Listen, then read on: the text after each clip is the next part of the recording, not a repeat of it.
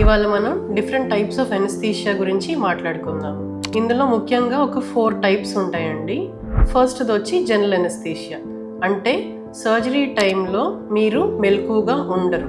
దీనికి మేము either injections కానీ త్రూ ఎనస్థెటిక్ గ్యాస్ కానీ ఎనస్థీషియా ఇస్తాము. సర్జరీ అవ్వటమే మిమ్మల్ని ఎనస్థీషియా నుంచి కంప్లీట్గా రికవర్ చేసి తర్వాత పోస్ట్ ఆప్ ఏరియాకి షిఫ్ట్ చేసుకుంటాం.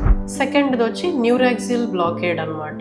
ఇందులో 2 టైప్స్ ఉంటాయి. ఒకటి స్పైనల్ ఎనస్థీషియా, ఇంకొకటి epidural anaesthesia. Spinal and epidural రెండు సర్జరీకి వాడొచ్చు.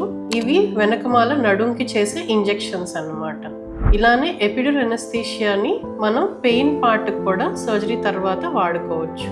So epidural can provide anaesthesia and analgesia, so pain పరంగా. ఇంకొకటి థర్డ్ టైప్ వచ్చి రీజనల్ ఎనస్థీషియా అండి.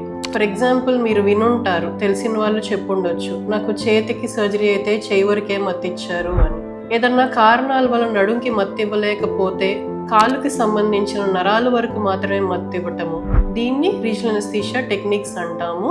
నర్వ్ బ్లాక్స్ అని కూడా అంటాము. ఫోర్త్ వచ్చి లోకల్ ఎనస్థీషియా. ఏదన్నా చిన్న సిస్ట్ కానీ చిన్న గ్రోత్ కానీ ఏమన్నా ఉంది, మాస్ ఏమన్నా చేతి మీద కానీ చెస్ట్ వాల్ మీద అట్లాగా, అంతవరకు మాత్రమే మత్తిచ్చి ఆ చిన్నదాన్ని ఎక్సర్సైజ్ చేసుకోవచ్చు.